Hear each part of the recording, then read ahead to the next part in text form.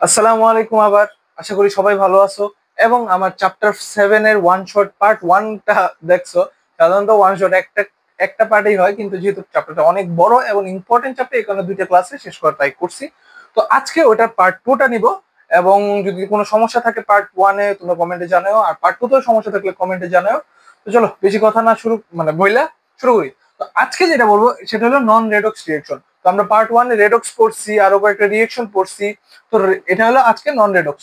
তো যেহেতু যেমন রেডক্স আমরা কি জানতাম, যে রেডক্সে রিয়েকশনে রেডক্স বিক্রিয়ায় হবে হলো জারণ এবং হবে বিজারণ, তাই না?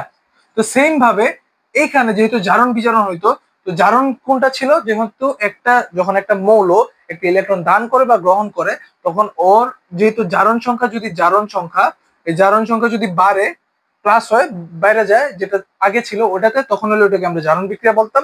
আর যদি জারণ সংখ্যাটা কমে যায় তখন ওটাকে আমরা বিজারণ বলতাম। সিম্পল ছিল। তো ওই সময় যখন জারণ বিজারণ একটা বিক্রিয়া হইতো তখন আমরা রেডক্স বলতাম। তো নন রেডক্সটা সিম্পলি কি, বুঝতে পারতেছো যে এর মধ্যে জারণ আর বিজারণ কোনো বিক্রিয়া হবে না, মানে হলো জারণ সংখ্যা বাড়বেও না কমবেও না, যেটা ছিল ওটাই হবে।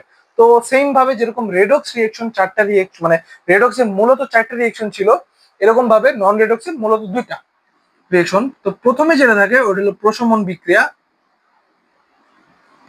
বিক্রিয়া, আর 2 নাম্বার যেটা সেটা হলো অধক্ষেপণ বিক্রিয়া।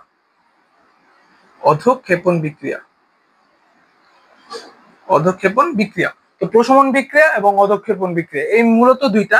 তো অধক্ষেপণ বিক্রিয়াকে আমরা বলতে পারতেছি প্রিসিপিটেশন। প্রিসি সরি মাই ব্যাড প্রিসিপিটে প্রিসিপি প্রিসিপি সরি প্রিসিপিটেশন প্রিসিপিটেশন বিক্রিয়া। আর প্রশমন বিক্রিয়া কি হলো নিউট্রালাইজেশন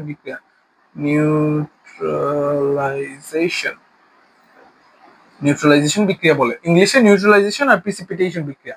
তো প্রশমন আর অধক্ষেপণ। তো চলো এই দুইটা সিম্পলি পড়ায় ফেলি। তো প্রথমে যেটা ছিল প্রশমন বিক্রিয়া। প্রশমন বিক্রিয়া তো প্রশমন বিক্রিয়া কোনটা? প্রশমন বিক্রিয়া বা নিউট্রালাইজেশন বিক্রিয়া, মানে নিউট্রাল কি জিনিসটা, নিউট্রালাইজেশন ইংলিশটা দেখো, নিউট্রালাইজেশন নিউট্রালাইজেশন নিউট্রালাইজেশন। তো নিউট্রালাইজেশন বলতে আমরা কি বুঝতেছি? নিউট্রাল হয়ে যেতেছে, মানে নিউট্রাল। নিউট্রাল বলতে কি বুঝো? Plus minus equals to zero, মানে এটা নিউট্রাল বুঝতেছি না। তো প্রশমন বিক্রিয়াটা নিউট্রাল, মানে আমরা অ্যাসিড চিনি আর ক্ষার চিনি। তো অ্যাসিড আর ক্ষার যখন একসাথে, বা অ্যাসিড আর বেস যখন একসাথে রিয়াকশন করে বা বিক্রিয়া করে, তখন যেটা প্রডিউস হয় ওটা হলো একটা লবণ হয়ে, যেটা আমরা জানি। মানে অ্যাসিড আর বেস বা ক্ষার, যেটা ক্ষার যখন বিক্রিয়া করে তখন এখানে হয়ে যায় হইলো সল্ট বা লবণ, বা লবণ সল্ট বা লবণ হয়ে যায়, এটা আমরা সিম্পলি জানি। তো যেহেতু এখানে সেম জিনিসটাই হবে, একটা অ্যাসিড বিক্রিয়া থাকবে, মানে একটা অ্যাসিড যৌগ থাকবে, একটা বেস যৌগ বা ক্ষার যৌগ থাকবে, যে দুইটা বিক্রিয়া করে একটা লবণ তৈরি করবে, এবং এদের কোনো জারণ বিজারণ হবে না। তো এই কারণেই তখন ওটা নন রেডক্স হবে। তো প্রশমন বিক্রিয়াটা হবে, একটা অ্যাসিড থাকবে, একটা বেস থাকবে, এবং এরা দুইজন বিক্রিয়া করে একটা লবণ তৈরি করবে, যেটার মধ্যে কোনো জারণ বিজারণ হবে না। তো চলো রিয়েকশনটা দেখি। তো রিয়েকশনটার মধ্যে আমরা অ্যাসিড নিলাম এইচসিএল, এইচসিএল একটা অ্যাসিড না, এবং একটা ক্ষার নিলাম, বেস নিলাম যেটা হলো NaOH। এই যে এই এইচসিএল, যেটা এইচসিএল কিন্তু ভালোই একটা অ্যাসিড, এবং ক্ষার NaOH যেটা, এটা হলো অ্যাসিড আর এটা হলো বেস। তো NaOH কিন্তু ভালো একটা বেস, শক্তিশালী একটা বেস, এবং HCl যেটা, এটা হলো শক্তিশালী অ্যাসিড। তো এই দুইটা রিয়েকশন করে কি হবে জানো? NaCl। দেখো কেন, হাইড্রোজেন প্লাস আমরা জানি, ক্লোরিন মাইনাস, সেম ভাবে সোডিয়াম প্লাস, আর OH একটা যৌগমূলক না, OH এর যোজনী কত? OH হলো -1, মানে মাইনাস, কারণ OH কিন্তু একটা যৌগমূলক, এটা তুমি জানো। তো সেম ভাবে যখন একটা বিক্রিয়া করে, এটার প্লাস এটার মাইনাস, এটার মাইনাস এটার প্লাস, এটার প্লাস আর এটার মাইনাস মিলা NaCl হয়েছে। আর OH আর H মিলা কি হয় তোমরা জানো? H2O। এই দেখো, তো এই যে NaCl যেটা আমরা জানি, NaCl হলো সল্ট বা লবণ। লবণ তো NaCl একটা সল্ট বা লবণ, এটা আমরা জানি। দেখছো অ্যাসিড আর বেস মিলে সল্ট উৎপাদন করছে। তো এখানে নন রেডক্স কেমন হলো দেখো, আমরা দেখাই। তো আমরা জানি মুখস্থ জিনিস, হাইড্রোজেনের এখানে হাইড্রোজেনের +1 জারণ সংখ্যা, ক্লোরিনের -1 জারণ সংখ্যা, সেম ভাবে সোডিয়ামের দেখো +1 জারণ সংখ্যা, আর OH এর হলো -1 জারণ সংখ্যা। তো এখানে যখন বিক্রিয়া করছে দেখো NaCl হয়েছে না, তো এখানে ক্লোরিনের -1 জারণ সংখ্যা, সোডিয়ামের +1 জারণ সংখ্যা, পানি যখন হয়েছে দেখো পানি যখন হয়েছে এখানে -2 এখানে +2। তো এখানে তেমন কোনো চেঞ্জ হয়েছে না, মেইন যেটা ছিল ওইটা ওইরকমই রয়েছে, যে আমরা এটাকে না দেখে আমরা এটাকে দেখলাম। তো মেইন যে দেখো সোডিয়ামের ছিল +1, ক্লোরিনের ছিল +1, এখানে যে সোডিয়ামের +1ই আছে, ক্লোরিনের -1ই আছে। ক্লোরিনের -1 ছিল, সোডিয়ামের +1 ছিল, এর মধ্যে এদের জারণ সংখ্যার কোনো চেঞ্জ হয়েছে? দেখছো কোনো চেঞ্জ, জারণ সংখ্যার কিন্তু কোনো চেঞ্জ হয় নাই, যেমনি জারণ সংখ্যা ছিল ওইটাই ছিল, খালি হাইড্রোজেন এই দুইটা মিলে এটা চেঞ্জ হয়েছে। কিন্তু আমরা হাইড্রোজেন আর OH মাইনাস কে ধরবো না, কারণ ক্লোরিন আর সোডিয়ামটা মেইন। তো এই দুইটা জারণ সংখ্যা কি চেঞ্জ হয়েছে নাকি দেখবো, কারণ জারণ বিজারণ হলেই তো একমাত্র রেডক্স হবে। তো একটা জারণও হয় নাই, বিজারণও হয় নাই, যেটা ছিল এইটাই, দেখছো? তো এই কারণে যেহেতু জারণ সংখ্যা মানে জারণ সংখ্যাটা চেঞ্জ হয় নাই, তো এই কারণে জারণ বিজারণও হয় নাই, এই কারণে এটা একটা রেডক্স রিঅ্যাকশন। আর রেডক্স রিঅ্যাকশনের প্রশমন বিক্রিয়া কেন? কারণ এটা হলো একটা অ্যাসিড থাকবে, একটা বেস থাকবে বা ক্ষার থাকবে, এই ক্ষারের সাথে মিলে একটা লবণ তৈরি করবে। এই কারণে এটাকে প্রশমন বা নিউট্রালাইজেশন বিক্রিয়া বলে, বা নিউট্রাল, এই কারণে নিউট্রাল। বুঝতে পারছো? সিম্পল জিনিস, অ্যাসিড আর বেস থাকবে। তো সেকেন্ড যেটা নন রেডক্স রিঅ্যাকশন, সেটা হলো অর্ধ অধক্ষেপণ ক্ষেপণ বা প্রিসিপিটেশন।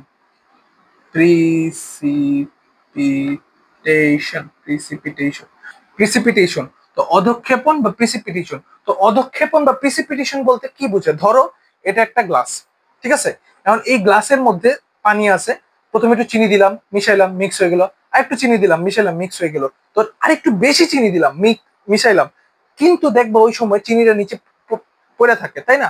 তলানি পড়ে থাকে। তো এই অধক্ষেপণ বা প্রিসিপিটেশন মানে যে বিক্রিয়া হবে, বিক্রিয়ার মধ্যে একটা তলানি পড়বে, মানে এটা ধরো একটা গ্লাস, এই গ্লাসের মধ্যে বিক্রিয়ার পর নর্মালি তো বিক্রিয়া মিক্স হয়ে যায়, দুইটা বিক্রিয়া যদি আমি একসাথে মিক্স করি, একটা গুইলা একটা মানে দুইটা বিক্রিয়া ধরো এটা ঢাললাম, এখানে ঢাললাম, দুইটা বিক্রিয়া কিন্তু মিক্স হয়ে যায়। কিন্তু এখানে দুইটা বিক্রিয়া ঢালার পর মিক্স তো হবেই, কিন্তু মিক্স হওয়ার পর এই যে একটু সলিড, একটু শক্ত আকারের নিচে তলানি পড়বে, এই তলানি পড়ার রিয়েকশনটা, বিক্রিয়াটাকে আমরা অধক্ষেপণ বা প্রিসিপিটেশন বলতেছি। ঠিক আছে? তো চলো আমরা বিক্রিয়াটা দেখি। তো বিক্রিয়ার প্রথমে আমরা নিলাম HCl hydrochloric acid plus AgNO3, ঠিক আছে? AgNO3। তো NO3 তো তুমি জানো একটা যৌগমূলক, এজিও জানো, সরি এজিও জানো, হাইড্রোজেনও জানো, ক্লোরিনও জানো। তো হাইড্রোজেনের হলো +1, ক্লোরিন হলো -1, আর সেম জিনিস এজির হলো +1, NO3 হলো -1। তো তুমি জানো ওই যৌগমূলক থেকে, যেহেতু যৌগমূলক, তো এই দুইটা রিয়েকশন করলে সেম জিনিস, এটার প্লাস, এটার মাইনাস, এটার মাইনাস, এটার প্লাস, তো এজি প্লাস, ক্লোরিন মাইনাস, তো কি হবে? AgCl। আর NO3 আর H হলো HNO3, HNO3। তো এই যে এটা আছে না, AgNO3টা আছে না, তো এজিটা না, এজি হলো সলিড, এজি খুব সলিড, একটা শক্ত মেটাল। তো এটা সাধারণত পানির মধ্যে দ্রবণীয় হইতে চায় না, গুলতে চায় না। তো এই যে AgCl যেটা থাকবে না, এটা ফুললি একটা সলিড থাকবে, সলিড থাকবে। তো এটা না, এই যে পানির নিচে এরকম তলানি পড়ে, তো এই AgClটা পানির নিচে এরকম তলানি পড়ে। তো এই তলানি পড়ার কারণে এটা তলানি পড়ে, আর এই তলানি পড়ার কারণে এটাকে অধক্ষেপণ বলতেছি রিয়েকশন। এবং দেখো আমার এটার কোনো জারণ মানে জারণ সংখ্যা বাড়েও নাই, কমেও নাই। দেখো এজির ছিল +1, ক্লোরিনের ছিল -1, এখানেও এজির +1, ক্লোরিনের -1, দেখছো? এখানে হাইড্রোজেনের ছিল +1, এখানে -1, এটাও +1 -1ই আছে, দেখছো? হাইড্রোজেন +1 +1, NO3 -1 -1, এটাও +1 +1 -1। তো যেহেতু জারণ সংখ্যা কোনো বাড়েও নাই, কমেও নাই, তো এটা একটা অবভিয়াসলি একটা রেডক্স রিঅ্যাকশন। আর অধক্ষেপণ কেন? কারণ রেডক্স রিঅ্যাকশন আমি বলছি যে বাড়বে না, তুমি দেখবা রিঅ্যাকশন কইরা প্লাস মাইনাসটা খালি যোগ করবা, যেহেতু আর এবং আমি এখানে কিছু টু দেই নাই কেন? কারণ এজির তোমার যোজনী 1, ক্লোরিনের যোজনী 1, এই কারণে নিচে কোনো 1 2 নাই। সেম জিনিস, এটা একটু মুখস্থ রাখতে হবে, এজির AU AG এগুলো একটু ডিফারেন্ট। তো যেহেতু এজি, আর সাধারণত এজি দিয়েই তোমার তলানিটা বেশি পড়ে, এজি দিয়ে অধক্ষেপণ রিঅ্যাকশনটা সবসময় হয়। তো দেখো, তো সেম ভাবে যেহেতু তলানি পড়ছে, এই যে AgCl একটা সলিড তলানি পড়ছে এবং এর মধ্যে কোনো জারণ বিজারণ হয় নাই, এই কারণে এটা একটা নন রেডক্স রিঅ্যাকশন। তো তলানিটা কিভাবে পড়ে জানো? ধরো এটা একটা বড় টিউব নিলাম, টিউবের মধ্যে এখানে দিলাম HCl, আর এই টিউবের মধ্যে এখানে দিলাম হলো AgNO3। তো যখন এই দুটা মিক্স হবে, এই দুটা মিক্স হয়ে দেখো এখানে মিক্স হইলো, মিক্স হয়ে এই পর্যন্ত পানি হয়েছে, এই পর্যন্ত পানি হয়েছে, কিন্তু এই যে ছোট করে নিচের মধ্যে এই যে অল্প একটু এখানে AgCl, এই যে এটা এটা কিন্তু মিক্স হয়ে গেছে, এটা মিক্স হয়ে এটা কি জানো, এটা হলো HNO3। HNO3, এই HNO3 পুরাটুকি আছে, কিন্তু নিচে একটু তলানি পড়ে গেছে যেটা হলো AgCl, যেটা হলো সলিড। আর এই তলানি, এটা হলো তলানি, তলানি, এই যে তলানি পড়ছে, আর এই তলানি পড়ার কারণে এটাকে অধঃক্ষেপণ রিঅ্যাকশন বলতেছে। এবং এটা নন রেডক্স কেন? কারণ এটার মধ্যে কোনো জারণ বিজারণের সংখ্যা বাড়েও নাই কমেও নাই। তো বুঝছো, নন রেডক্স সিম্পল, নন রেডক্স সব থেকে ইজি। দুইটা জিনিসই হয়, প্রশমন এবং অধঃক্ষেপণ। প্রশমনের মধ্যে নিউট্রালাইজেশন হয়, অ্যাসিড আর বেস মিলা তোমার লবণ তৈরি করে। আর পরেরটা হলো AgNO3 আর HCl, সাধারণত Ag নিবা থাকলে তখন একটা তলানি পড়ে যায়, তলানি পড়ার কারণে এটাকে আমি অধঃক্ষেপণ রিঅ্যাকশন বলতেছি। এবং নন রেডক্স কারণ জারণ সংখ্যা বাড়েও না কমেও না, যেটা আছিল ওইটাই থাকে। বুঝতে পারছো? তোমরা দেখছো নন রেডক্স শেষ, সিম্পল একটা জিনিস। এখন আমরা পড়বো কয়েকটা স্পেশাল টাইপ অফ রিঅ্যাকশন, যেটা আমাদের আসার পসিবিলিটি ভালোই। তো চলো, ওকে। তো এখন যেটা পড়বো একটু কয়েকটা আমরা বিশেষ ধরনের কয়েকটা রিঅ্যাকশন বা বিক্রিয়া পড়বো। বিশেষ ধরনের বিক্রিয়া, বিশেষ ধরনের বিক্রিয়া, বিক্রিয়া, বিশেষ ধরনের কয়েকটা বিক্রিয়া পড়বো। বিশেষ ধরনের বিক্রিয়ার মধ্যে এগুলো হলো মানে নর্মাল যে নন রেডক্স, রেডক্স এগুলো থেকে বাইরে কয়েকটা বিক্রিয়া। তো প্রথম যে বিক্রিয়াটা থাকে বিশেষ ধরনের মধ্যে, প্রথম বিক্রিয়াটা হলো আমরা পানি বিশ্লেষণ বলি। প্রথম যে বিক্রিয়াটা ফার্স্ট এখানে লিখি, ঠিক আছে? পানি বিশ্লেষণ, এক নাম্বার পানি বিশ্লেষণ, পানি বিশ্লেষণ, পানি বিশ্লেষণ। তো পানি বিশ্লেষণ বা এটার ইংলিশ নাম হলো হাইড্রোলাইসিস, হাইড্রোলাইসিস, হাইড্রোলাইসিস, পানি বিশ্লেষণ। তো এটা মানে কি জানো, যে কোনো একটা যৌগ পানির সাথে রিয়েক্ট করবে, পানির সাথে যুক্ত হবে, যে কোনো পানির সাথে যুক্ত হয়ে যে রিয়েকশনটা যে আরেকটা যৌগ গঠন করবে, মানে একটা যৌগ আর পানি, মানে একটা যৌগ থাকবে একটা পানি, দুইটা একসাথে রিয়েক্ট করে বিক্রিয়া করে একটা নতুন যৌগ তৈরি করবে, এটাই। তো পানি থাকলে ওটাকে পানি বিশ্লেষণ বলবো। যেরকম ধরো SiCl4, সিলিকন সিলিকন ক্লোরাইড, যেহেতু সিলিকনের কালি গেল নাকি, সিলিকনের যোজনী 4 এখানে নিচে গেছে এই কারণে 4, আর ক্লোরিনের যেহেতু 1 এই কারণে এখানে গেছে। একটু বড় করে লিখি, ধরো সিলিকন ক্লোরাইড, বুঝছো তো? যোজনীটা এখানে গেছে, খালি এই যে সিলিকনের যোজনী 4 এখানে গেছে।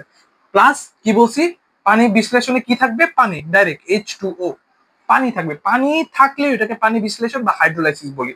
তো এটা যা কি হবে তোমার SiOH4 প্লাস HCl। তো দেখো কেমনে হয়েছে। তো পানিকে আমরা ভাঙলে কি পাই, H plus plus OH minus, তাই না?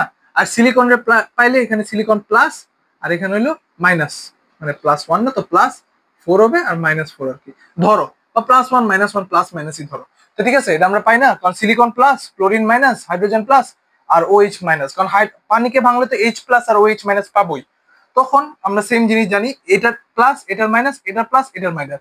তো সিলিকন আর OH মিলা সিলিকন SiOH4 করে, দেখো সেম জিনিস। কারণ যেহেতু OH এর যোজনী 1 আর সিলিকনের যোজনী 4, তখন সিলিকন থাকে এর যোজনী যায় OH এর নিচে আর OH এর যোজনী যায় সিলিকনের নিচে।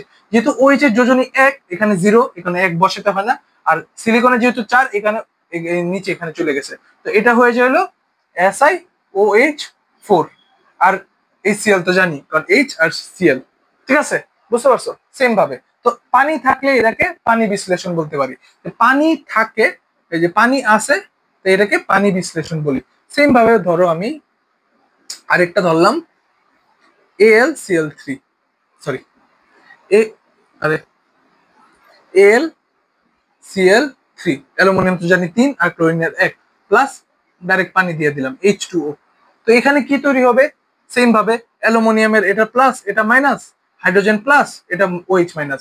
তো সেম ভাবে অ্যালুমিনিয়াম মাঝখানে OH থাকবে, পানি যদি যুক্ত ডাইরেক্ট পানি যুক্ত হয়ে যায়, যেটা মেইন যেটা প্লাস থাকে ওটার সাথে OH হয়ে যাবে, আর যোজনীটা নিচে চলে যাবে। যেহেতু অ্যালুমিনিয়ামের যোজনী 3 এখানে যাবে, OH এর যোজনী 1 লিখতে হয় না, প্লাস HCl। দেখছো পানির সাথে ডাইরেক্ট যদি ক্লোরিন থাকে ডাইরেক্ট HCl হয়ে যায়, আর OH-টা এখানে চলে যায়, কারণ H প্লাস না আর হলো OH মাইনাস না, তো OH-টা যায় এটার সাথে যুক্ত আর ক্লোরিনটা যায় এটার সাথে যুক্ত। সিম্পল, পানি থাকলে এটাকে পানি বিশ্লেষণ বলতেছি। এখন পানি বিশ্লেষণের পর আমরা 2 নাম্বার যেটা পড়বো সেটা হলো পানি যোজন। 2 নাম্বার হলো পানি যোজন, যেটা হলো হাইড্রেশন, যেটাকে হাইড্রেশন বলে, হাইড্রেশন ইংলিশে হাইড্রেশন বলে, পানি যোজন। তো পানি যোজন মানে এটা হলো 2 নাম্বারটা। প্রথমটা ছিল পানি বিশ্লেষণ, মানে এবার একটা সিঙ্গেল পানি আমি অ্যাড করলাম, কিন্তু এবার পানি যোজনে কি করব, সিঙ্গেল পানি না, কয়েকটা মনে করো 4টা পানি, 4টা পানির কণা বা 5টা পানির কণা, মানে যে 5H2O এরকম থাকবে বা 7H2O এরকম যুক্ত থাকবে। কিন্তু পানি বিশ্লেষণে কি করছিলাম, শুধু পানি যুক্ত করছিলাম, শুধু পানি প্লাস AlCl3 বা SiCl4 ছিল। কিন্তু এখানে শুধু পানি থাকবে না, এরকম 5H মানে 5টা পানির কণা, 7টা পানির কণা, 10টা পানির কণা, এরকম 10H2O এরকম থাকবে, এরকম 10টা 7টা 5টা এরকম, মানে একটা সংখ্যা থাকলে, মানে একের বেশি সংখ্যা, সাধারণত একের বেশি হবে, একের বেশি সংখ্যা পানির কণা থাকলে ওটাকে পানি যোজন বলতেছি। তো দেখো এটার সাথে রিয়েক্ট করে কেমনে হয়। তো ধরো প্রথমটা আমি ধরলাম CuSO4 কপার সালফেট। তো কপার হলো +2 আর SO4 তো একটা, তুমি জানো SO4 যেহেতু যৌগমূলক, তো হলো 2 মাইনাস, কারণ কপার 2 প্লাস আর যৌগমূলকের 2 মাইনাস প্লাস। দেখো এবার আমি আগে কি করছিলাম, শুধু পানি দিছিলাম না H2O, কিন্তু এবার তো শুধু পানি দিতে হবে না, যেহেতু এবার পানি যোজন, তো আমার পানির সাথে পানির কণা দিতে হবে। কয়টা কণা দিব এনে কয়েকটা নির্ধারণ করা আছে, যেহেতু 5টা কণা, 5H2O মানে 5টা পানির কণা প্লাস কপার সালফেট। তো রিয়েক্ট করে কি হয় জানো, এটা কোনো রিয়েক্ট করে না, ডাইরেক্ট এটা যুক্ত হয়ে যায়, যেটা এরকম হয়ে যায় CuSO4 ডট 5H2O। দেখছো রিয়েক্ট করে কি হলো, CuSO4 5H2O যুক্ত হয়ে CuSO4 ডট 5H2O। এটা তেমন ভাবে রিয়েক্ট করে না, এই পানির কণাটা একটা ক্যালাস গঠন করে। কি গঠন করে, ক্যালাস গঠন করে, ক্যালাস গঠন করে, একটা মানে একটা ক্রিস্টাল টাইপের একটা মৌল যৌগ গঠন করে, এটাকে ক্যালাস বলতাছি, এটাকে ক্যালাস বলি, ক্যালাস, ক্যালাস বলতাছি, এটা ক্যালাস গঠন করে। এই কারণে এরা দুইজন, এই যে প্লাস আর মাইনাসটা যে এটার সাথে যুক্ত হইতেছে না, এটা তেমন এই দুইটাই যুক্ত হয়ে যেতেছে, দুইটা যুক্ত হয়ে CuSO4 হয়ে যেতেছে। তো তোমার এখানে এটা একটু মুখস্থ রাখতে হবে, দুইটা বিক্রিয়া ভেরি ইম্পর্টেন্ট। এই যে পানি যোজনের মধ্যে দুইটা বিক্রিয়ার মধ্যে প্রথম বিক্রিয়াটা হইলো যেটা আমি লিখলাম মাত্র, CuSO4 প্লাস 5H2O, যেটা হইলো CuSO4 ডট 5H2O। আরেকটা বিক্রিয়া হইলো FeSO4 প্লাস 7H2O, যেটা হইলো সেম জিনিস, FeSO4 ডট 7H2O। তো এই দুইটার একটা নাম আছে বুঝছো। তো এটাকে বলে হলো ব্লু ভিট্রিয়ল, এটাকে বলে হলো গ্রিন ভিট্রিয়ল। মানে ব্লু ভিট্রিয়ল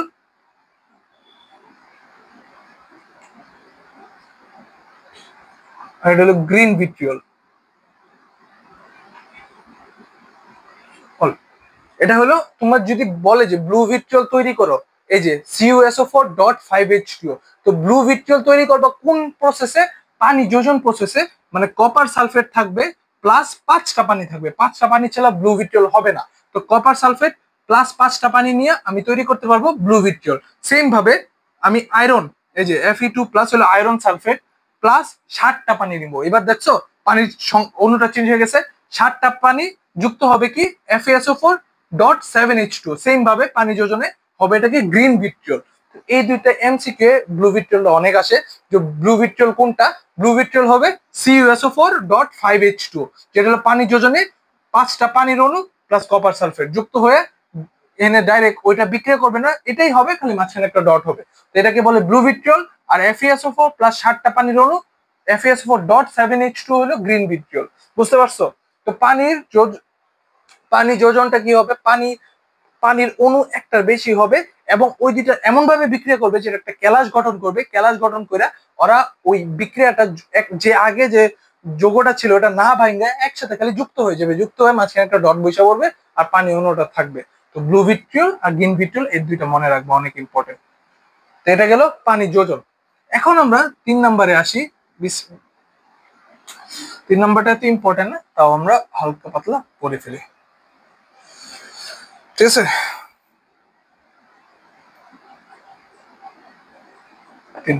3 নাম্বার যেটা, এটা হলো সমানুকরণ।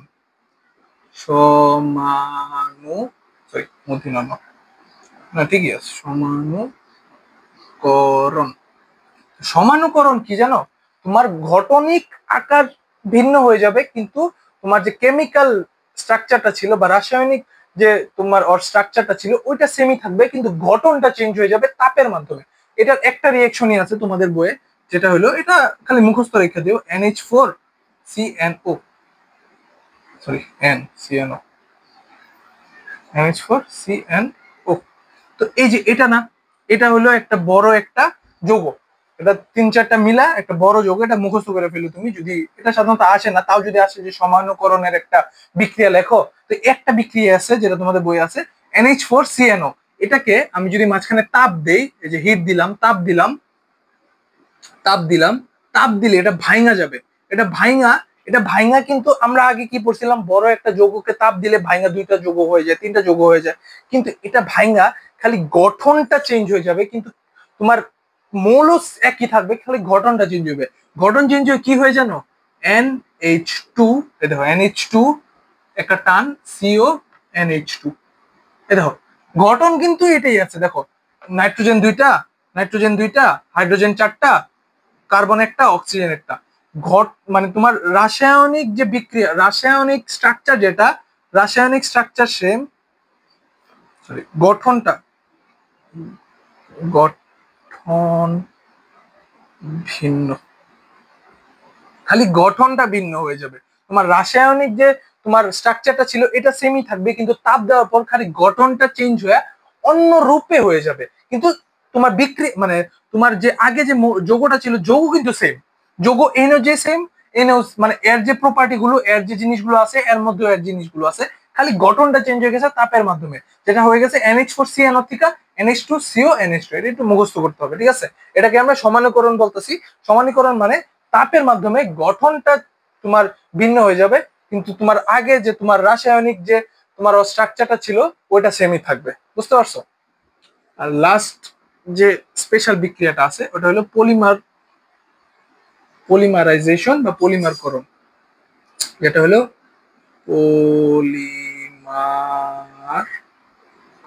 পলিমারকরণ বা polymerisation. Polymerisation English Bangla same নেই, পলিমারাইজেশন। তো পলিমারাইজেশন বিক্রিয়াটা আরো ইজি। তো গঠন যেটা ছিল যে আমি তাপের মাধ্যমে গঠনটা খালি চেঞ্জ হয়ে গেছে, পলিমারাইজেশন প্রায় তেমনই, কিন্তু এখানে কি জানো, একটা যৌগ থাকবে না, অনেকগুলো যৌগ থাকবে, ওই যৌগগুলো মিলা একটা বড় কিছু তৈরি করবে। ধরো এই যে, এই যে রুমালটা, এই রুমালটা তৈরি হয়েছে কেমনে? হয়তো এখানে নাইলন সুতা আছে, বা ধরো আমি ধরে নিলাম যে এনে নাইলন সুতা দিয়ে তৈরি এটা, তো নাইলন আছে, অনেকগুলো ইয়ে আছে, তো মেইন উপাদান ধরো এটা নাইলন সুতা। তো এইখানে একটা নাইলন সুতার তোমার একটা কেমিক্যাল রিয়েকশন থাকবে, নাইলনের নাইলনের কেমিক্যাল রিয়েকশন থাকবে, অনেকগুলো নাইলন মিলা, অনেকগুলো, অনেকগুলো বুঝাইতে কি বুঝাই জানো? এই এন, এন বুঝায়। এন মানে আমি যে কোনো সংখ্যা লিখতে পারবো, কারণ তুমি দেখছো না এন, নিচে যদি এন থাকে এটা মানে আমার যেটা ইচ্ছা আমি এতগুলো দিতে পারবো। মানে এই ধরো আমি নিচে এন দ্বারা বুঝাইতেছি, আমি যদি নিচে 3 দেই, বা নিচে 4 দেই, নিচে 5 দেই, নিচে 6 দেই, আমার ইচ্ছা। তো এই আমার মানে আমার উইলে, আমার ইচ্ছা মতো আমি নাম্বার দিতে পারবো, এই কারণে অনেকগুলো বুঝাইতে নিচে একটা এন দে। তো ধরো এন নাইলন দ্বারা, সুতা অনেক হাজার হাজার নাইলন দ্বারা তাপের মাধ্যমে এই যে এই তোমার এই এই যে রুমালটা তৈরি হয়েছে। তো এইভাবে একটা যৌগ না, অনেকগুলো যৌগ একসাথে মিলে যখন একটা বড় কিছু এরকম একটা স্ট্রাকচার, একটা সলিড স্ট্রাকচার তৈরি হয়, এই তৈরি করার নিয়মটা হলো পলিমারাইজেশন, হিটের মাধ্যমে। তো পলিমারাইজেশন তোমাদের বইয়ে একটাই দেওয়া, যেটা হলো পলিথিনের। তো দেখো CH2 ডাবল বন্ড CH2N, তাপ বুঝাচ্ছি ধরো, এটা হলো একটা CH2 এটা দেখো। তো এটা হলো পলিথিন, পলিথিন দেখো।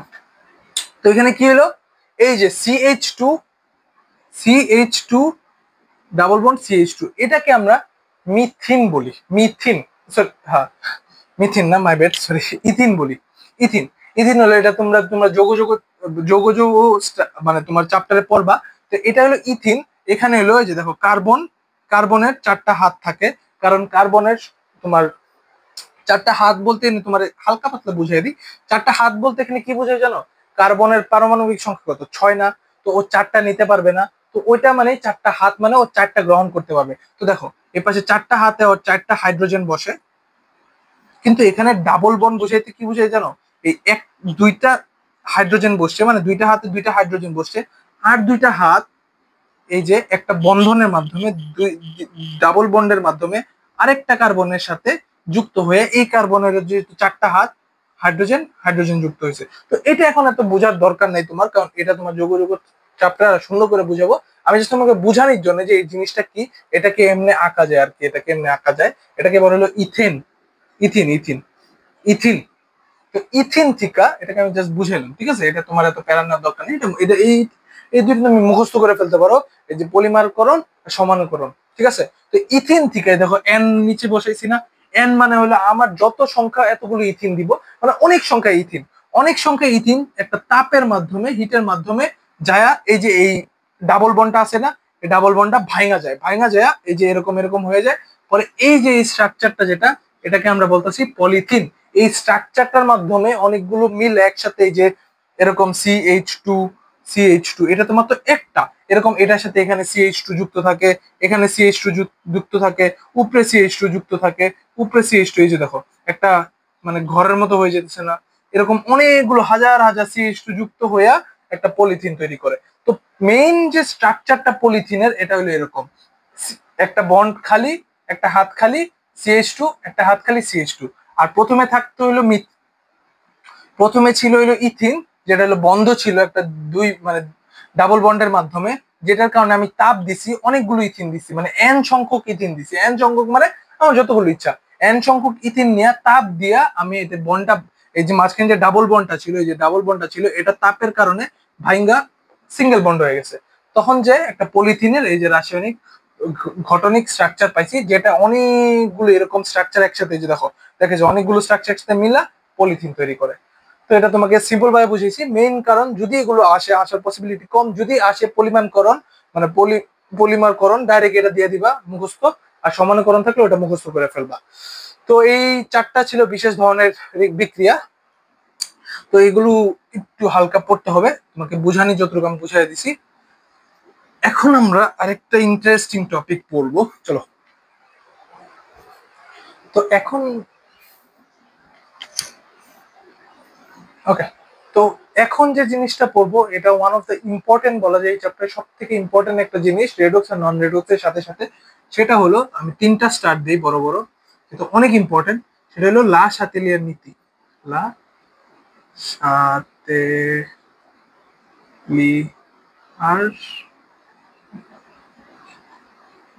নীতি, ওকে। তো লা শাতেলিয়ার নীতিটা কি? লা শাতেলিয়ার হলো, এটা লা শাতেলিয়ার নীতি বলতে এখানে লা শাতেলিয়ার একজনের মানে একজনের নাম। তো ওর নামে ও একটা ফর্মুলা দিছে। কিসের ফর্মুলা দিছে? ও বিক্রিয়ার হারের একটা ফর্মুলা দিছে, যেটার কারণে ওই বিক্রিয়ার হারের ফর্মুলা এবং ও আরো কয়েকটা জিনিস বলছে, ওইটার হিসাব ওর নীতি, মানে ওখানে ওর নাম হিসাবে ওর নীতি বলছে আর কি, লা শাতেলিয়ার নীতি। তো প্রথমে যে জিনিসটা আমাদের বুঝতে হবে সেটা হলো বিক্রিয়ার হার।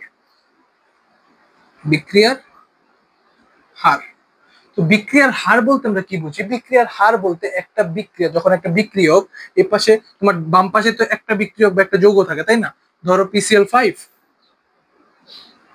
দুইটা উভমুখী, PCl3 প্লাস Cl2। একটা জিনিস মনে রাখবা, লা শাতেলিয়ার নীতির জন্য সবসময় বিক্রিয়াটা উভমুখী বিক্রিয়া হবে, সবসময় উভমুখী বিক্রিয়া কম্পালসারি, লা শাতেলিয়ার জন্য উভমুখী বিক্রিয়া কম্পালসারি।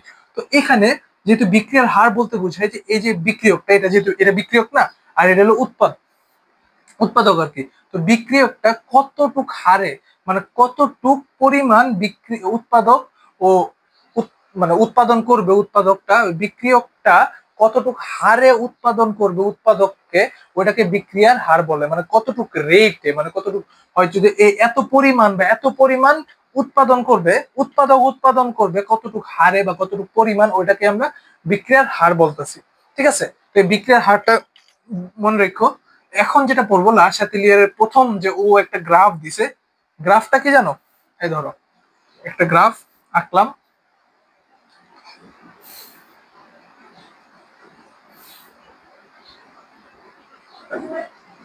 এটা সমান, নিচে হলো সময় আর এর পাশে হলো বিক্রিয়া।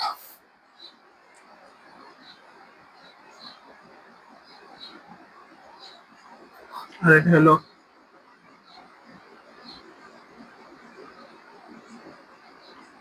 বিক্রিয়া উৎপাদক। তো দেখো এই জিনিসটা কি, এই জিনিসটা হলো লাশাতেলিয়ার বলছে, আমরা বিক্রিয়ার হার জিনিসটা বলছি। তো বিক্রিয়ার হার এই পাশে উঠবে আর সময় এই পাশে, মানে সময়ও বাড়তেছে বিক্রিয়ার হারও বাড়তেছে। তো এমন সময় যে একটা টাইমে সময়ও বাড়বে বিক্রিয়ার হার বাড়বে। আর এটা হলো এটাকে ধরো বিক্রিয়ক, এটা হলো বিক্রিয়ক, এই যে বাম পাশে যেটা থাকে, আর এটা হলো উৎপাদ যেটা হলো ডান পাশে, মানে বিক্রিয়া কইরা যেটা আমি পাই। ঠিক আছে, তো একটা টাইমে সময় বাড়ার সাথে সাথে ওরা একটা সাম্যাবস্থায় চলে যাবে। এই যে দেখো বিক্রিয়ক আর উৎপাদক একটা সমান রেখায় মিলা গেছে না ওদের। এ দেখো এটা এটা যদি বিক্রিয়কের লাইন হয় আর এটা যদি উৎপাদের লাইন হয়, ওরা দেখো একটা লাইনে চলে গেছে, দেখছো একটা মিলা গেছে। তো এই মিলা যাওয়ার ইয়েটাকে বলে সাম্যাবস্থা। সাম্যাবস্থা, সাম্যাবস্থা। তো সাম্যাবস্থা মানে সমান অবস্থা, মানে দুইজনই সমান হয়ে গেছে, মানে বিক্রিয়ক এবং উৎপাদক সমান সমান হয়ে গেছে। এক কখন হয়েছে? যখন সময়ও বাড়ছে, বিক্রিয়ার হারও যখন বাড়ছে, একটা টাইমে যায় তখন বিক্রিয়ক এবং উৎপাদক দুইটাই সমান হয়ে গেছে। এটাকে দেখানোর জন্য তোমাকে একটা এক্সাম্পল দিই। ধরো PCl5, যেটা তোমাকে আগে দিলাম, উভমুখী PCl3 প্লাস ক্লোরিন 2। এই দেখো, তো সাম্যাবস্থা বলতে যেহেতু উভমুখী রিয়েকশন, নর্মালি কি হয়, এটা এটা বিক্রিয়ক, এটা উৎপাদক। তো বিক্রিয়ক থেকে আমরা উৎপাদক পাই, উৎপাদক থেকে আমরা বিক্রিয়ক পাই, তাই না? সরি, বিক্রিয়ক পাই। তো তো সাম্যাবস্থা কি জানো? কারণ নর্মালি তোমার বিক্রিয়ার হারটা কি থাকে, হয়তো আমরা এখান থেকে এটা পাবো বা এটা এখান থেকে এটা পাবো, কিন্তু একটা টাইমে যায়, যে সময় বাড়ার সাথে সাথে একটা টাইমে যায় ওরা না সমান সমান হয়ে যায়। মানে আমরা বিক্রিয়ক থেকে উৎপাদক পাই না, উৎপাদক থেকে বিক্রিয়ক পাই না, দুইজনের রেটটাই মানে দুইজনের ইয়েটাই সমান হয়ে যায়। ধরো আমি উৎপাদক বিক্রিয়ক থেকে 5টা উৎপাদক পাইছি এবং 5টা উৎপাদক থেকে 5টা বিক্রিয়ক পাইছি। এমন একটা সময় আসবে যখন দুইজনের মানে সংখ্যা, দুইজনের সবকিছুই সমান সমান হয়ে যাবে, যেমন 5টা উৎপাদক থাকবে 5টা বিক্রিয়ক থাকবে।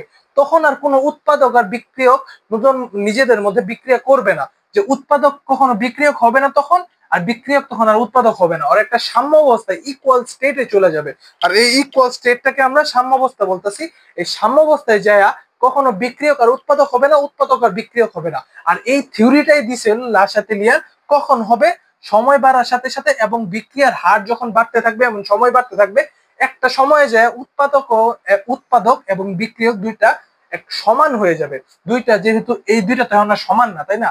হয়তো উৎপাদক একটু, হয়তো বিক্রিয়ক বেশি দীক্ষায় তো উৎপাদকে হয়েছে, আবার উৎপাদক বেশি এই কারণেই উৎপাদক বেশি দীক্ষা উৎপাদক রিয়েকশন করে বিক্রিয়া করে আবার বিক্রিয়ককে আনছে। কিন্তু একটা সময় আসবে যখন উৎপাদক এবং বিক্রিয়ককে মান সমান হয়ে যাবে, মান সমান হয়ে গেলে ওরা আর তখন বিক্রিয়া করবে না, দুইজন মান সমান হয়ে যাবে, দেখবা এটা 5টা এটা 5টা, তখন আর বিক্রিয়া করতে পারবে না।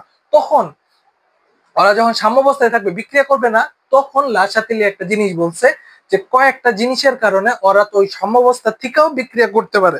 তখন কোন জিনিসগুলোর জন্য? এটাই হলো লাশাতেলিয়ার বলছে। তো এটা বুঝছো তো? এটা মুছে দিলাম, এটা সিম্পল জিনিস, সাম্যাবস্থা আর বিক্রিয়া। এখন সরি,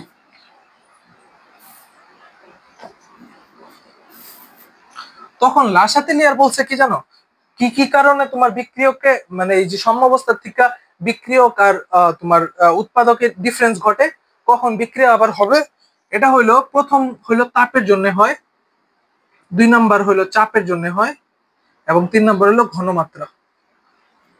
ঘনমাত্রা, এই 3টা কারণে মাঝে মাঝে সাম্যাবস্থার থেকে হয়তো বিক্রিয়ক বাইরা যায় বা উৎপাদক বাইরা যায়।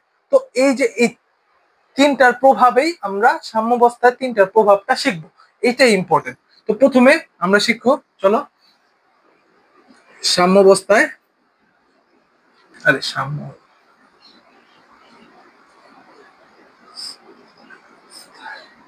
তাপের প্রভাব, তাপের প্রভাব, সাম্যাবস্থায় তাপের প্রভাব।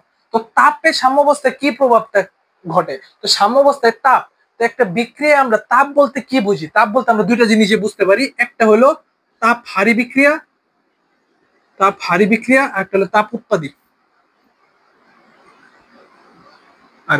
তাপ উৎপাদী।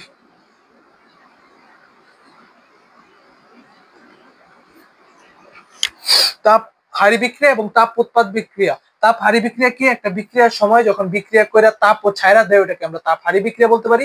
এবং তাপ উৎপাদী বিক্রিয়া কি? তাপ বিক্রিয়ার সময় তাপ যখন উৎপাদন হয় ওটাকে আমরা তাপ উৎপাদী বিক্রিয়া বলি। তো এই দুইটা বিক্রিয়ার সময় তাপের, আমি যদি এই দুইটা বিক্রিয়ায় তাপ বাড়াই বা কমাই তখনই সাম্যাবস্থায় একটা ডিফারেন্স ঘটে। হয়তো সাম্যাবস্থাটা থেকে বাম থেকে ডানে, মানে বিক্রিয়ক থেকে উৎপাদকে যাবে বা উৎপাদক থেকে বিক্রিয়া যাবে। তো চলো দেখি এই দুইটা, এই তাপ হারি এবং তাপ উৎপাদীদের তাপের প্রভাবটা কি। তো প্রথমে আমরা তাপ উৎপাদী দেখলাম, তাপ উৎপাদী। তো তাপ উৎপাদীর বিক্রিয়াটা কি আমরা সবাই জানি, N2 plus 3H2 2NH3 minus, এখানে যেহেতু তাপোৎপাদী হবে ওটা হলো ডেল হবে, তাই না? ডেল থাকলে আমরা তাপোৎপাদী হবে, ডেল থাকলে কি হয় -92 কিলোজুল। ডেল থাকলে, ডেল মাইনাস থাকলে তাপোৎপাদী বুঝি, আর নর্মালি প্লাস থাকলে ওটাও তাপোৎপাদী বুঝি, তাই না? তো যেহেতু তাপোৎপাদী বিক্রিয়া, এখন দেখো এখানে তাপোৎপাদী বিক্রিয়ায় তাপের প্রভাবটা কি।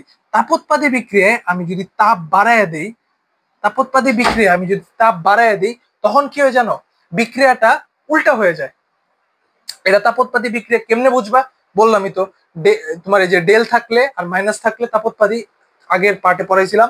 আর যদি শুধু প্লাস থাকে তাও তাপোৎপাদী, আর এই পাশে থাকলে মাইনাস থাকলে তাপোৎপাদী। তো তাপোৎপাদী বিক্রিয়া আমি যদি তাপ বাড়ায় দেই তখন উল্টা হয়ে যায়,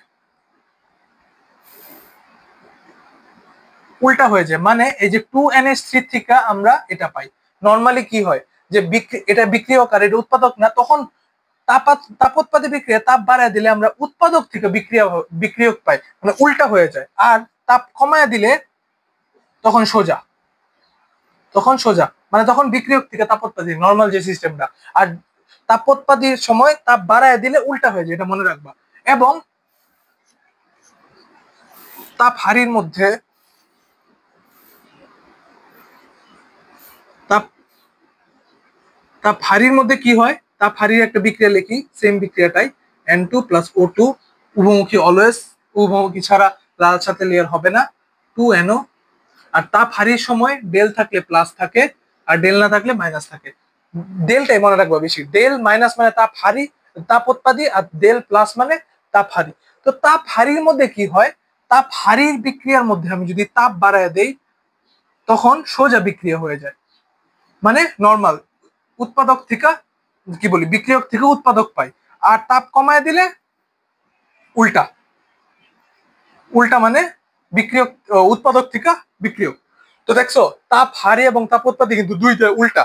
তাপ হারির সময় তাপ বাড়ায় দিলে সোজা বিক্রিয়া হয়ে যায়, আর তাপোৎপাদীর সময় তাপ বাড়ায় দিলে উল্টা বিক্রিয়া হয়ে যায়। তো দেখছো একটা ডিফারেন্স দেখছো? তো চলো আমরা দুইটাকে সাইড বাই সাইড লিখি। এই পাশে লিখবো তাপোৎপাদী,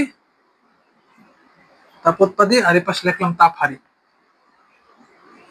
দেখো তাপোৎপাদীর সময় আমি যদি তাপ বাড়ায় দেই, এই যে এটা উপরে মানে বাড়ানি বুঝাইতেছি, তাইলে উল্টা রিয়েকশন, উল্টা, সরি, আর উল্টা মানে কি বুঝাইতেছি, উৎপাদক থেকে, উৎপাদক থেকে পাবো হলো আমরা বিক্রিয়ক। উল্টা, উল্টা রিয়েকশন, উল্টা বিক্রিয়া মানে বুঝাইতেছি উৎপাদক থেকে বিক্রিয়ক। আর তাপোৎপাদীর সময় তাপ কমায় দিলে সোজা, সোজা মানে বিক্রিয়ক থেকে, বিক্রিয়ক থেকে পাবো হলো উৎপাদক, উৎপাদক,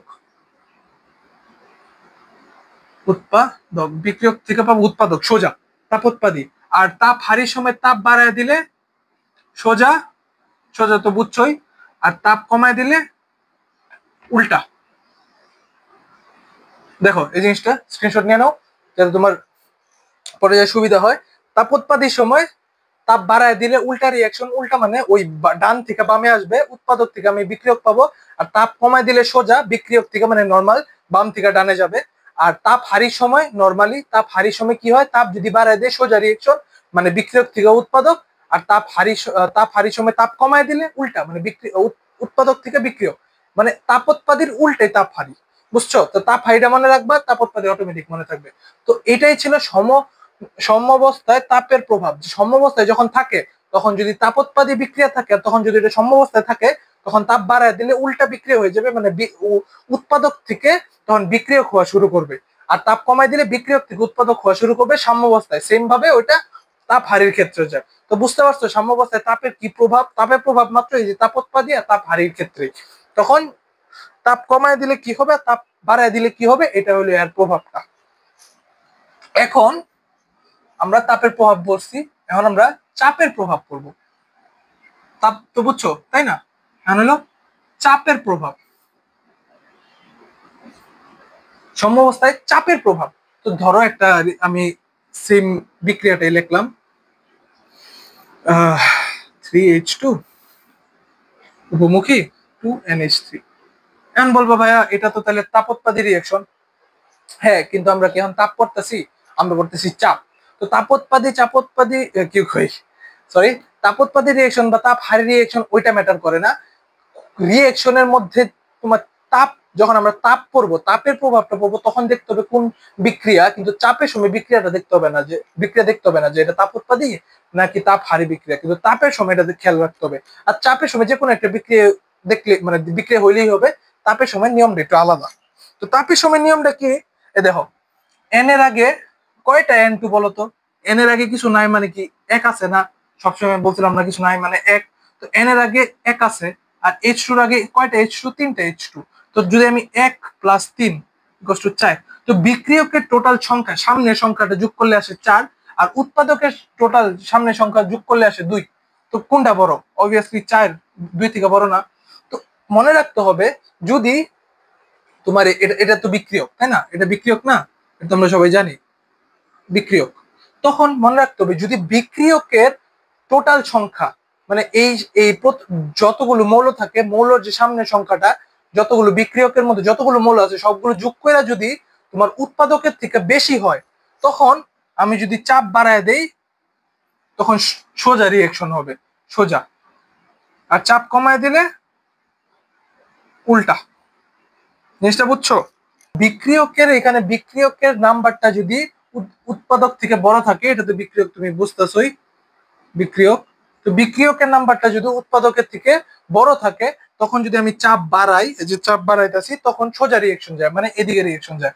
আর চাপটা যদি কমায় দেই তখন উল্টা রিয়েকশন যায়। সেম জিনিসটা হবে যখন উৎপাদকের নাম্বারটা যদি বিক্রিয়কের থেকে বেশি থাকে, তখন চাপ বাড়াইলে যাবে উল্টা, চাপ কমাইলে যাবে সোজা, মানে একটার উল্টা আরেকটাতে, একটা পড়লেই হয়ে যায়। তো আমি এটাকে সিম্পল ভাবে লিখতেছি, চলো। যখন বিক্রিয়ক বিক্রিয়কের বিক্রিয়কের নাম্বার উৎপাদক থেকে বড়, বিক্রিয়কের নাম্বার কিন্তু উপরে যে সাইডে যে নাম্বারটা থাকে, তখন চাপ যদি বাড়াই তাহলে সোজা হয়, সোজা রিয়েকশন মানে বিক্রিয়ক থেকে উৎপাদক। আর চাপ কমায় দিলে উল্টা রিয়েকশন হয়, মানে উৎপাদক থেকে বিক্রিয়ক। যখন বিক্রিয়কের নাম্বারটা উৎপাদকের থেকে বড় থাকে, এবং যখন উৎপাদকের নাম্বার বিক্রিয়ক থেকে বড় হয়, তখন যদি আমি চাপ বাড়াই তখন উল্টা রিয়েকশন হয়ে যায়। উল্টা মানে হলো উৎপাদক থেকে বিক্রিয়ক। আর যখন আমি চাপ কমাবো তখন সোজা রিয়েকশন, সোজা মানে হলো বিক্রিয়ক থেকে উৎপাদক। তো বুঝতে পারছো? দেখো সিম্পল একটা জিনিস, চাপের ইয়েটা খুব সিম্পল, যে বিক্রিয়কের যতগুলো বিক্রিয়ক আছে সবগুলো টোটাল নাম্বার মিলায়া, ওই সামনের নাম্বারটা মিলায় যদি উৎপাদকের সবগুলো যতগুলো উৎপাদক আছে ওগুলো নাম্বার মিলায় যদি বিক্রিয়কের নাম্বারটা বড় থাকে, তখন যদি চাপ বাড়াই সোজা রিয়েকশন, মানে বিক্রিয়ক থেকে উৎপাদক যাবে, চাপ কমাইলে উৎপাদক থেকে বিক্রিয়ক। আর উৎপাদকের নাম্বারটা যদি বিক্রিয়কের নাম্বার থেকে বড় থাকে তখন চাপ বাড়াইলে হবে উল্টা, চাপ কমাইলে হবে সোজা, মানে এটার উল্টাটা এটা। সেম ভাবে ওই যে ওটার উল্টা যেমন এটা ছিল এটাও। তো এটা হলো চাপের প্রভাব, একেবারে সিম্পল ভাবে বুঝাইতেছি। আর লাস্টে যেটা থাকে এটা আরো ইজি, যেটা হলো ঘনমাত্রা। সাম্যাবস্থায় ঘনমাত্রা, ঘনমাত্রা একটু ভালো করে লেখেন, দেখা যায় না। সাম্যাবস্থায় ঘনমাত্রার প্রভাব, তো ঘনমাত্রার প্রভাব প্রভাব তো ঘনমাত্রা কি? তো ঘনমাত্রার প্রভাবটা হলো একেবারে সিম্পল। আমি যদি বিক্রিয়কের বিক্রিয়কের ঘনমাত্রা বাড়ায় দেই, ঘনমাত্রা বাড়ায় দেই, ঘনমাত্রা যদি বিক্রিয়কের ঘনমাত্রা বাড়ায় দেই তাহলে হয়ে যাবে হলো সোজা। আর যদি আমি উৎপাদকের ঘনমাত্রা বাড়ায় দেই,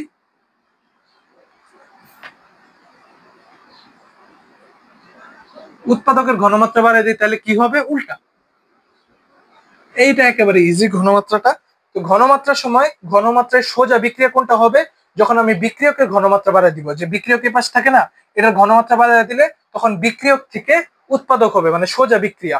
আর যদি উৎপাদকের ঘনমাত্রা বাড়ায় দেয় তাহলে উল্টা বিক্রিয়া হবে, মানে উৎপাদক থেকে বিক্রিয়া, উল্টা বিক্রিয়া, বা ডান থেকে বামে আসবে। তো ঘনমাত্রাটা একেবারে সহজ।